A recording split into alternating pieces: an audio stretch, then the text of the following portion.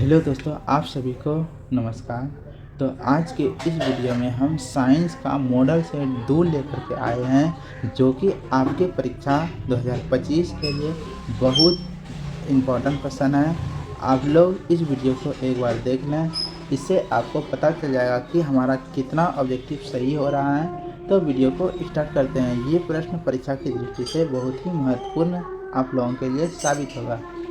तो वीडियो को स्टार्ट करते हैं। तो पहला नंबर प्रश्न दिया हुआ है, निम्नलिखित में कौन सा पद विद्युत परिपथ में विद्युत शक्ति का निरूपण करता है।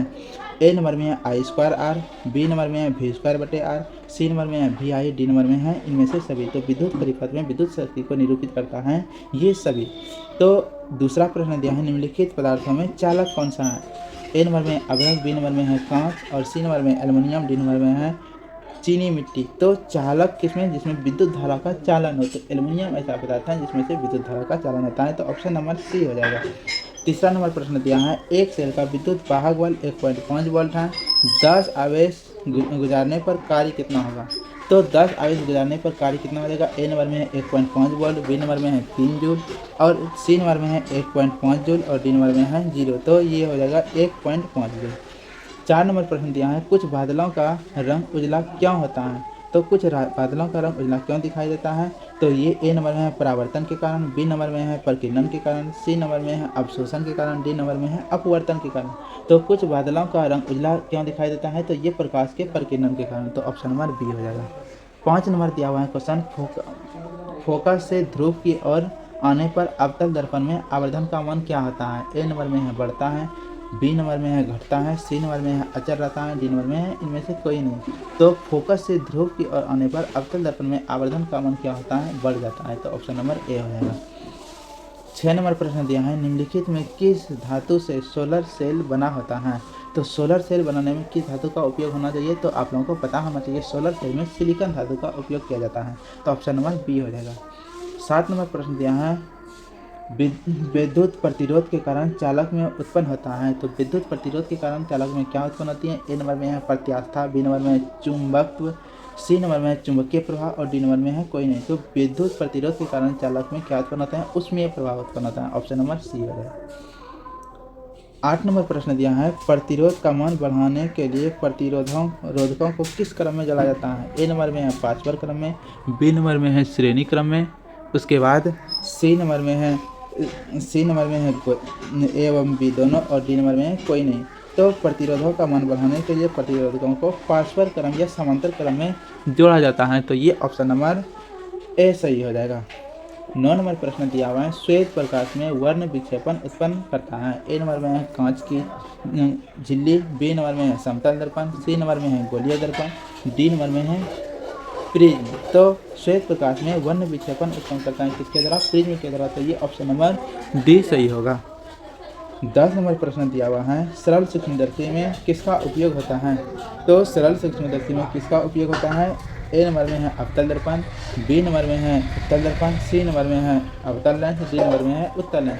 तो सरल सूक्ष्मदर्शी में उत्तल लेंस का प्रयोग होता है। तो आप लोगों को समझ में आता होगा जितने भी प्रश्न का उत्तर है।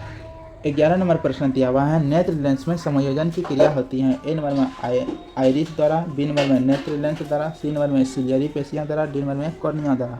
तो नेत्र लेंस में समायोजन की क्रिया किसके द्वारा होती है, सिलियरी पेशियां द्वारा। तो ऑप्शन नंबर सी सही हो जाएगा। 12 नंबर प्रश्न दिया हुआ है, प्रत्यावर्ती धारा की आवृत्ति कितनी होती है। हमें बताना क्या है, प्रत्यावर्ती धारा की आवृत्ति कितनी होती है। तो प्रत्यावर्ती धारा की आवृत्ति होती है 50 Hz, ये हर्ट्ज के रूप में आता है। तो ऑप्शन नंबर सी सही हो जाएगा।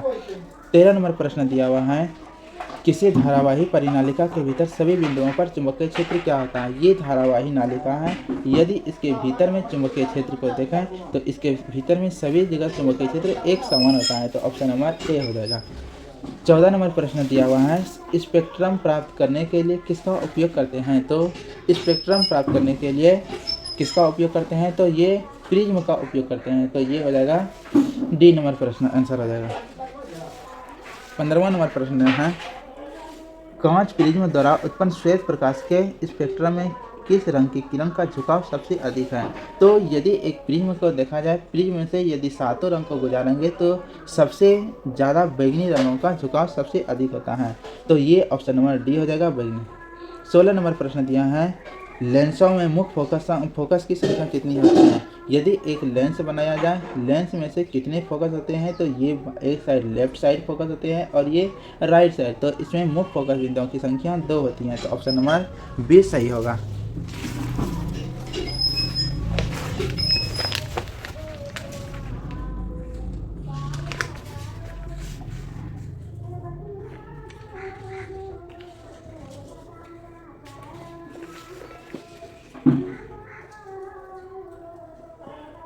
17 नंबर प्रश्न दिया है, किसी लेंस में बाहर की ओर उभरे 2 गोलीय पृष्ठ हो तो इसे क्या कहते हैं। किसी लेंस में बाहर की ओर उभरे 2 गोलीय पृष्ठ हो तो इसको क्या कहेंगे। तो किसी लेंस में बाहर से अगर उभरे हुए 2 गोलीय पृष्ठ होता है तो उसको क्या कहते हैं। तो उसको कहते हैं उत्तल लेंस। उसको क्या कहते हैं, उत्तल लेंस कहते हैं। तो ऑप्शन नंबर सी सही हो जाएगा। 18 नंबर प्रश्न है, रोगियों के नाक कान गले आदि की जांच के लिए डॉक्टर प्रयोग करता है। तो रोगियों का नाक कान गले आदि की जांच करने के लिए डॉक्टर अवतल दर्पण का प्रयोग करते हैं।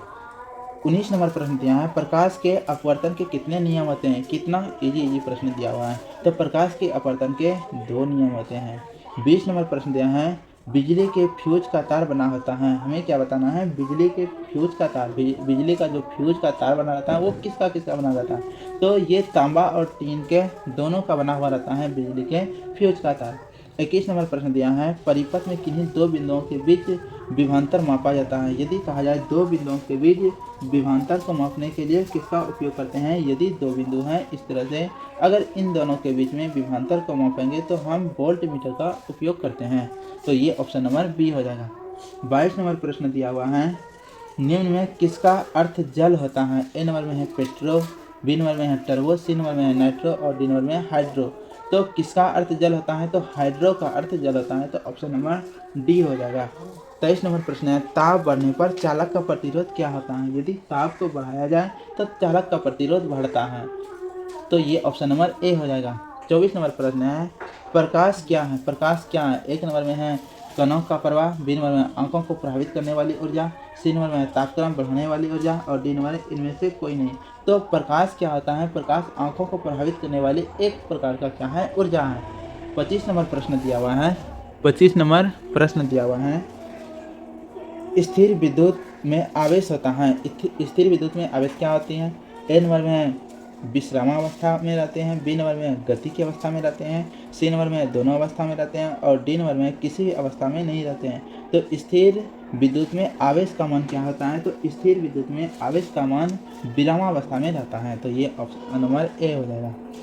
26 नंबर प्रश्न दिया हुआ है, दूरदृष्टि वाली आंखें साफ साफ देख सकते हैं। यदि दूरदृष्टि वाले रोगी यानी कि अगर दूर की दृष्टि से पीड़ित हैं तो उन्हें बताएं कि दूरदृष्टि दोष वाली आंखें साफ साफ देख सकती हैं। तो दूरदृष्टि वाले रोगी को क्या साफ साफ दिखाई दे सकता है, तो दूर की वस्तु दिखाई स्पष्ट रूप से देखता है लेकिन नज़दीक की वस्तु दिखाई नहीं देगा। तो कह रहा है कि किसको साफ साफ देख सकते हैं, तो दूर की वस्तु दिखाई दे सकते हैं स्पष्ट रूप से। तो ऑप्शन नंबर ए सही हो जाएगा।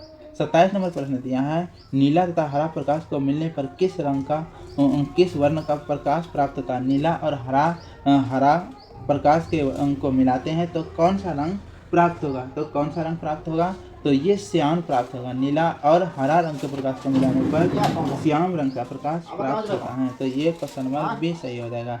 28 नंबर प्रश्न दिया है, चुंबकीय क्षेत्र की तीव्रता का मात्रक क्या होता है। तो चुंबकीय क्षेत्र की तीव्रता का मात्रक क्या होता है, आप लोग कमेंट बॉक्स में पहले कमेंट करके बताएं। तो चुंबकीय क्षेत्र की तीव्रता का मात्रक क्या हो जाएगा, तो ऑप्शन नंबर बी हो जाएगा, टेस्ला। चुंबकीय क्षेत्र की तीव्रता का मात्रक होता है टेस्ला। 29 नंबर प्रश्न दिया हुआ है, चुंबकीय क्षेत्र रेखाओं की निकटता बतलाता है। चुंबकीय क्षेत्र रेखाओं की निकटता क्या बतलाता है। ए नंबर में है क्षेत्र का मान, बी नंबर में है क्षेत्र और दिशा, मान और दिशा, सी नंबर में है क्षेत्र की दिशा और डी नंबर में है कोई नहीं। तो चुंबकीय क्षेत्र रेखाओं की निकटता क्या बतलाता है, क्षेत्र का मान बतलाता है। ये हो जाएगा। उसके बाद जो है क्वेश्चन नंबर 30 की ओर बढ़ते हैं। तो क्वेश्चन नंबर 30 यहाँ है, दर्पण की चौड़ाई को क्या कहा जाता है। दर्पण की चौड़ाई को क्या कहेंगे, तो दर्पण की चौड़ाई को क्या कहेंगे, द्वारक कहेंगे। 31 नंबर प्रश्न दिया है, निम्नलिखित में कौन सा संयोजक यौगिक है। कौन हमें क्या बताना है, सहसंयोजक यौगिक है। तो कौन इसमें सहसंयोजक यौगिक हो जाएगा, तो इसमें यानी कि मेथेन है, ये सहसंयोजक यौगिक है। आगे नंबर प्रश्न दिया हुआ है अभिक्रियाशील समूह CO ये डबल बॉन्ड के रूप में दिया हुआ है, इसको क्या कहते हैं। ए नंबर में एल्डिहाइड समूह, बी नंबर में ईथर समूह, सी नंबर में एल्कोहल समूह और ये डी नंबर में कार्बोनिल समूह। तो इस अभिक्रिया समूह को क्या कहेंगे, तो ये अभिक्रियाशील समूह को क्या कहेंगे, कार्बोनिल समूह कहेंगे। तो ऑप्शन नंबर डी सही हो जाएगा। आगे प्रश्न देखते हैं 33 नंबर, कहता है किसी कोष में इलेक्ट्रॉन की अधिकतम संख्या कितनी होती है। हमें क्या बताना है, किसी कोष में जो है इलेक्ट्रॉन की अधिकतम संख्या कितनी होती है। तो ये अधिकतम संख्या कितना होती है, 2n²। तो ऑप्शन नंबर सी हो जाएगा। 34 नंबर प्रश्न दिया हुआ है कैथोड किरणों से क्या उपस्थित रहते हैं। तो कैथोड किरणों में क्या उपस्थित रहते हैं। ए नंबर में इलेक्ट्रॉन, बी नंबर में प्रोटॉन, सी नंबर में न्यूट्रॉन और डी नंबर में इनमें से कोई नहीं। तो कैथोड किरणों में क्या उपस्थित रहते हैं, तो कैथोड किरणों में अगर कहा जाए तो इलेक्ट्रॉन उपस्थित रहते हैं। तो ऑप्शन नंबर ए सही हो जाएगा। 35 नंबर प्रश्न दिया है सभी अम्ल जल में घुलकर क्या प्रदान करते हैं। यदि कहा जाए सभी जितने भी अम्ल हैं वो जल में घुल करके क्या प्रदान करते हैं, तो H+ आयन प्रदान करते हैं, यानी कि हाइड्रोजन आयन प्रदान करते हैं। तो ऑप्शन नंबर ए सही हो जाएगा। 36 नंबर प्रश्न दिया हुआ है। 36 नंबर में क्या दिया है, वे सभी पदार्थ भस्म कहे जाते हैं जो जल में घुलकर किस प्रकार के आयन देते हैं। तो किन पदार्थ का वे सभी पदार्थ भस्म कहे जाते हैं जो जल में घुलकर किस प्रकार के आयन देते हैं। तो जितने भी पदार्थ हैं वो जल में घुल करके किस प्रकार के आयन देते हैं, तो हाइड्रोक्सिल आयन देते हैं। तो ऑप्शन नंबर ए हो जाएगा सही। 37 नंबर प्रश्न है वैसे लवण जो अम्ल और भस्म के पूर्ण उदासीकरण से बनते हैं उसे क्या कहते हैं। यानी अम्ल और भस्म के पूर्ण उदासीकरण से बनता है, अम्ल और भस्म के पूर्ण उदासीकरण से बनता है, तो उसको क्या कहेंगे, उसको कहेंगे सामान्य लवण कहेंगे। उसको क्या कहेंगे, सामान्य लवण। तो ऑप्शन नंबर ए सही हो जाएगा। 38 नंबर प्रश्न है प्रथम कार्बनिक यौगिक यूरिया का संश्लेषण किसने किया था। तो प्रथम कार्बनिक यौगिक यूरिया का संश्लेषण किसने किया था, तो ये ऑप्शन नंबर बी हो जाएगा, बोहलर ने क्या किया था, प्रथम कार्बनिक यौगिक यूरिया का संश्लेषण किया था। आगे 39 नंबर प्रश्न दिया है कैल्शियम कार्बाइड जल के साथ अभिक्रिया कर देता है, यानी कि कैल्शियम कार्बाइड को जल के साथ यदि अभिक्रिया कराएंगे तो वो क्या देगा। ए नंबर में मीथेन, बी नंबर में एथेन, सी नंबर में है एथीन, डी नंबर में है एथाइन। तो कैल्शियम कार्बाइड जल में अभिक्रिया करके क्या देता है, तो कैल्शियम कार्बाइड जल में अभिक्रिया करके एथाइन देता है। तो ऑप्शन नंबर डी सही हो जाएगा। 40 नंबर प्रश्न दिया हुआ है लोहे से जिंक लेपित करने की क्रिया को क्या कहते हैं। जब लोहे को जिंक से लेपित करेंगे तो उस प्रक्रिया को क्या कहेंगे, तो उस प्रक्रिया को कहेंगे गैल्वेनीकरण। लोहे से जिंक लेपित करने की क्रिया को क्या कहेंगे, गैल्वेनीकरण कहते हैं। तो ऑप्शन नंबर बी सही हो जाए। 41 नंबर प्रश्न दिया हुआ है निम्नलिखित में कौन अधिक अभिक्रियाशील है, इनमें कौन सा यानी कि है जो सबसे ज़्यादा अभिक्रियाशील है। तो सबसे ज़्यादा अभिक्रियाशील कौन सा है, कॉपर। तो कॉपर क्या है, सबसे अधिक अभिक्रियाशील है। 42 नंबर प्रश्न दिया है तत्वों के आवर्त सारणी के प्रारंभिक विकास में किसका प्रमुख योगदान रहा। मतलब तत्वों के आवर्त सारणी के प्रारंभिक विकास में किसका योगदान रहा था। तो ये ऑप्शन नंबर सी हो जाएगा, मेंडलीफ का तत्वों के आवर्त सारणी में प्रारंभिक यानी कि योगदान रहा था मेंडलीफ का। तो ऑप्शन नंबर सी हो जाएगा। 43 नंबर प्रश्न दिया है समस्थानिकों के गुणधर्म समान होते हैं लेकिन परमाणु द्रव्यमान क्या होते हैं। समस्थानिकों का यदि देखा जाए तो गुणधर्म समान होते हैं लेकिन परमाणु क्या होते हैं, भिन्न भिन्न होते हैं। तो ऑप्शन नंबर बी सही हो जाएगा। 44 नंबर प्रश्न है लेड नाइट्रेट तथा पोटेशियम आयोडाइड के विलयन को मिलाने पर अवक्षेप बनाता है, इस अवक्षेप का रंग कैसा होता है। यानी कि लेड नाइट्रेट और पोटेशियम आयोडाइड का विलयन को जब मिलाते हैं तो अवक्षेप बनाता है, इस अवक्षेप का रंग कैसा होता है हमें ये बताना है। तो इस अवक्षेप का रंग होता है पीला। तो ऑप्शन नंबर डी सही हो जाएगा। 45 नंबर प्रश्न है निम्नलिखित में किसे चाकू से काटा जा सकता है, इनमें कौन सा ये है जो इनसे चाकू से काट सकते हैं। तो चाकू से काटने वाली कौन सी धातु होती हैं, तो चाकू से काट सकते हैं लिथियम को। ऑप्शन नंबर ए सही हो जाएगा। आगे दिया है सिनेवार किसका अयस्क है, तो आप लोगों को पता होना चाहिए सिनेवार किसका अयस्क है। ए नंबर में है जास्ता का, बी नंबर में एल्युमिनियम का, सी नंबर में है Hg यानी मरकरी का, डी नंबर में है कैल्शियम का। तो ये पूछ क्या रहा है सिनेवार, तो सिनेवार किसका अयस्क हो जाएगा, तो सिनेवार जो है Hg यानी कि पारा मरकरी का यानी कि इसका अयस्क है। यानी कि Hg का मतलब हुआ पारा या मरकरी का प्रमुख है क्या है, सिनेबार है, तो ऑप्शन नंबर सी हो जाएगा। 47 नंबर प्रश्न है, रासायनिक अभिक्रिया के दौरान किसी पदार्थ में ऑक्सीजन का ह्रास कहलाता है। यदि रासायनिक अभिक्रिया के दौरान किसी पदार्थ में ऑक्सीजन का यदि क्षति होता है, हानि होता है, तो उस अभिक्रिया को क्या कहेंगे, तो उस अभिक्रिया को कहेंगे अपचयन। यदि ऑक्सीजन का ह्रास हो रहा है, कमी हो रहा है, क्षति हो रहा है, तो उसको अपचयन के रूप में जानेंगे। 48 नंबर प्रश्न दिया हुआ है, एल्युमिनियम पर मोटी ऑक्साइड की परत बनाने की क्रिया को क्या कहेंगे। तो यदि एल्युमिनियम पर कोई मोटी परत, एल्युमिनियम से कोई भी एल्युमिनियम का जो परत रहता है उसमें मोटी अगर ऑक्साइड की परत बना देता है, उस अभिक्रिया को क्या कहेंगे, तो उस प्रतिक्रिया को कहेंगे एडोनीकरण। अब एल्युमिनियम की मोटी परत बनाने की प्रक्रिया को क्या कहेंगे, एडोनीकरण, तो ऑप्शन नंबर बी सही हो जाएगा। 49 नंबर प्रश्न दिया है, निम्नलिखित में कौन सा ऑक्सीकारक है। ए नंबर में है H2, बी नंबर में है CO, बी नंबर में है CO और सी नंबर में है H2S और डी नंबर में है Mg। तो इनमें कौन सा ऑक्सीकारक हो जाएगा, तो इसमें सी नंबर ऑक्सीकारक होगा H2S। 50 नंबर प्रश्न दिया हुआ है, कौन सा कार्बन यौगिक सबसे अधिक अभिक्रियाशील है। कौन सा ऐसा कार्बन यौगिक है जो सबसे अधिक अभिक्रियाशील है। ए नंबर में है CH4, बी नंबर में है C3H6, सी नंबर में है C2H4 और डी नंबर में है C3H8। हमें क्या बताना है, सबसे कहता है कार्बन यौगिक सबसे अधिक अभिक्रियाशील है, तो सबसे अधिक अभिक्रियाशील है C2H4, तो ये ऑप्शन नंबर सी सही हो जाएगा। तो 51 नंबर प्रश्न दिया हुआ है, किसी कोश में इलेक्ट्रॉन की अधिकतम संख्या कितनी होती है। कोई भी कोश है उसमें से इलेक्ट्रॉन की अधिकतम संख्या कितनी होती है, तो ये पहले भी पढ़ चुके हैं ऊपर में, तो ये 2n² होता है इलेक्ट्रॉन की अधिकतम संख्या, तो 2n² हो जाएगा, तो ऑप्शन नंबर बी सही हो जाएगा। 52 नंबर प्रश्न दिया है, डाइमिथाइल ईथर C2H6O का यूपेक नाम क्या होता है। ए नंबर में मिथॉक्सी एथेन, बी नंबर में एथॉक्सी प्रोपेन, सी नंबर में एथॉक्सी एथेन, डी नंबर में मिथॉक्सी मीथेन। तो ये क्या बताना है, डाइमिथाइल ईथर का यूपेक नाम, डाइमिथाइल ईथर का यूपेक नाम क्या हो जाएगा, तो ये ऑप्शन नंबर डी हो जाएगा, मिथॉक्सी मीथेन। 53 नंबर प्रश्न दिया हुआ है, मेंडल ने मटर में कितने गुणों पर कार्य किया था। जो मेंडल ने जो मटर के पौधों के बारे में यानी कि जो खोज किया था, मतलब इसमें कितने गुणों पर कार्य किया था, तो कितना ऑप्शन हो जाएगा, तो इन्होंने 7 गुणों पर कार्य किया था, तो ऑप्शन आंसर हो जाएगा ए 7। 54 नंबर प्रश्न है, ऑक्सीन क्या है। तो ऑक्सीन ए नंबर में एक हार्मोन है, बी नंबर में वसा है, सी नंबर में एंजाइम है, डी नंबर में है कार्बोहाइड्रेट। तो ऑक्सीन क्या हो जाएगा, तो ऑक्सीन एक हार्मोन हो जाएगा, तो ऑप्शन नंबर ए सही हो जाएगा। 55 नंबर प्रश्न दिया हुआ है, मेथेनोइक अम्ल का सामान्य सूत्र क्या है। मेथेनोइक अम्ल का सामान्य सूत्र क्या होता है, तो आप लोगों को पता होना चाहिए। मेथेनोइक अम्ल का सामान्य सूत्र होता है फॉर्मिक अम्ल, तो ऑप्शन नंबर ए सही हो जाएगा।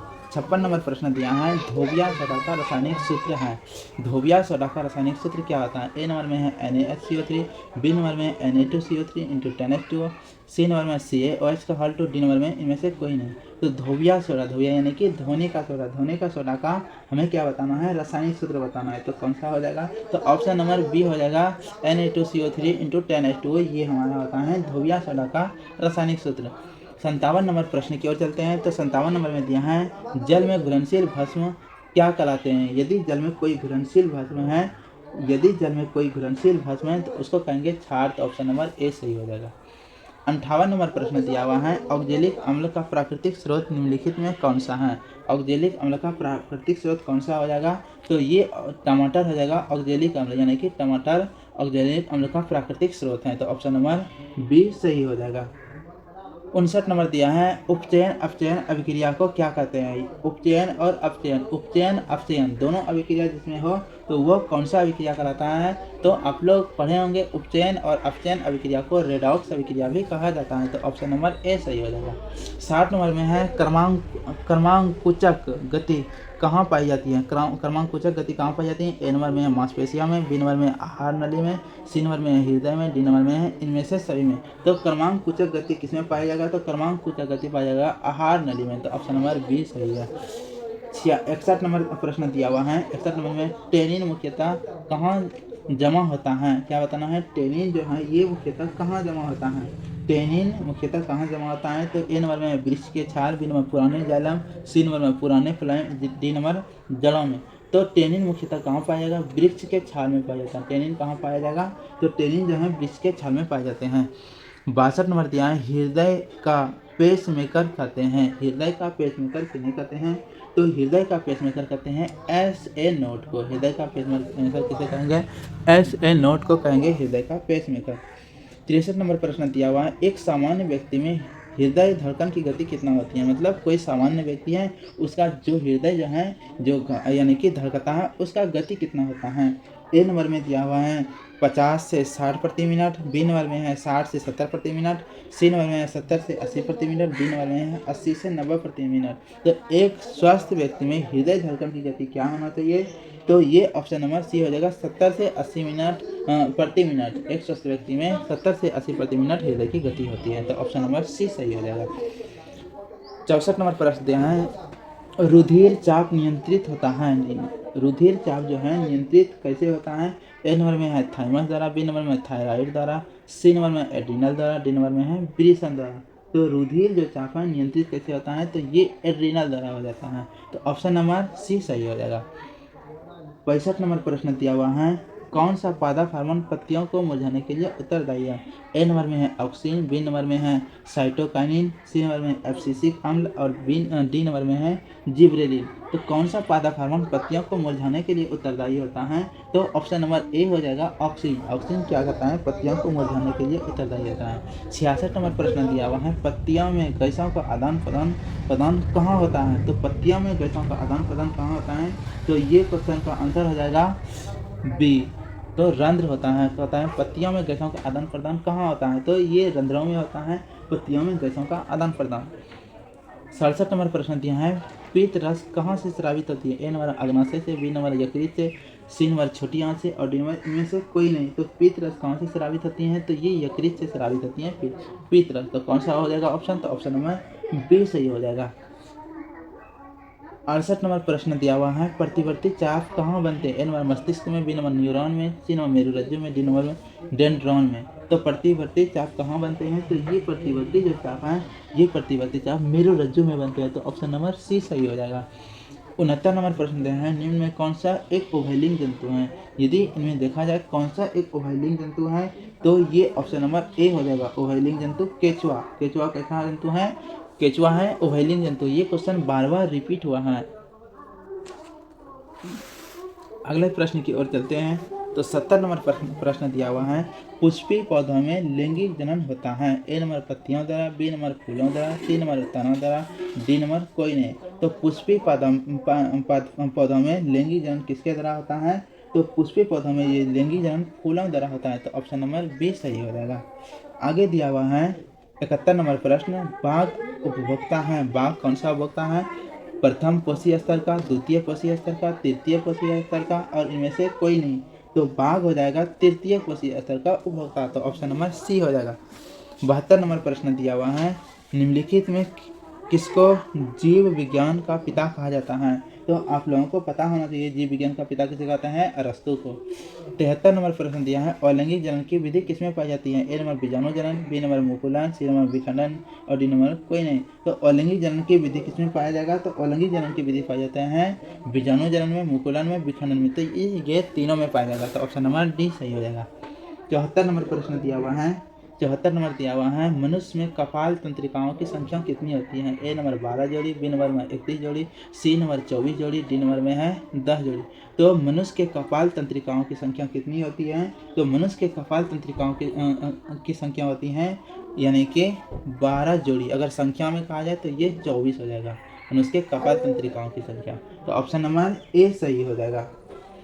75 नंबर प्रश्न दिया है, कृमि रूप परिशेषिका किसका हिस्सा है? कृमि रूप परिशेषिका किसका हिस्सा है? ए नंबर में है आहार नाल का, बी नंबर में है तंत्रिका तंत्र का, सी नंबर में है वाहिकीय तंत्र का, डी नंबर में है प्रजनन तंत्र का। तो कृमि रूप परिशेषिका किसका हिस्सा हो जाएगा? तो कृमि रूप परिशेषिका हिस्सा हो जाएगा आहार नाल का, तो क्वेश्चन नंबर ए सही हो जाएगा। अगले प्रश्न में दिया हुआ है 76 नंबर प्रश्न, हाइड्रिला पाया जाता है जल में, मृदा में, वृक्ष पर, इनमें से सभी। तो हाइड्रिला किसमें पाया जाता है? तो हाइड्रिला पाया जाता है जल में, तो ऑप्शन नंबर ए सही हो जाएगा। 77 नंबर प्रश्न है, वर्तिका भाग हैं वर्तिका क्या है, भाग है तंतु का, जयांग का, अंडाशय का या पुंकेसर का। तो वर्तिका किसका भाग हो जाएगा, तो ये वर्तिका हो जाएगा अंडाशय का भाग हो जाएगा। तो ये ऑप्शन नंबर सी सही हो जाएगा। 78 नंबर प्रश्न दिया है, वृक्क सहायता प्रदान करता है। वृक्क सहायता प्रदान किसको करता है, श्वसन तंत्र में, जनन में, उत्सर्जन में या फिर पाचन में। तो वृक्क सहायता प्रदान करता है किसमें, तो वृक्क सहायता प्रदान करता है उत्सर्जन में। तो ये ऑप्शन नंबर सी सही हो जाएगा। 79वां प्रश्न दिया हुआ है, अग्नाशय में कौन सा हार्मोन स्रावित होता है। ए नंबर में एपिनेफ्रिन, बी नंबर में टेस्टोस्टेरोन, सी नंबर में नॉर एपिनेफ्रिन और डी नंबर में है इंसुलिन। तो अग्नाशय से कौन सा हार्मोन स्रावित होता है, तो ऑप्शन अग्नाशय से इंसुलिन हार्मोन स्रावित होता है। तो ऑप्शन नंबर डी सही हो जाएगा। आगे प्रश्न दिया हुआ है, इस वीडियो में आखिरी प्रश्न दिया हुआ है, मनुष्य में नासिक छिद्र, लेरिक्स, ट्रेकिया तथा फेफड़ा मिलकर क्या बनाता है। मनुष्य में नासिका छिद्र, लेरिक्स, ट्रेकिया तथा फेफड़ा मिलकर के क्या बनाता है। ए नंबर में है उत्सर्जन तंत्र, बी नंबर में है जनन तंत्र, सी नंबर में है पाचन तंत्र और डी नंबर में है श्वसन तंत्र। तो इस प्रश्न का आंसर हो जाएगा श्वसन तंत्र, यानी कि मनुष्य में नासिका छिद्र, लेरिक्स, ट्रेकिया तथा फेफड़ा मिलकर के एक श्वसन तंत्र का निर्माण करता है। तो आप लोगों को ये वीडियो बहुत ही बेहतरीन ढंग से समझ में आ गया होगा। यदि ये वीडियो समझ में आया है तो आप लोग कमेंट बॉक्स में कमेंट लिख करके ज़रूर करें कि आपका स्कोर कितना रहा। Thank you.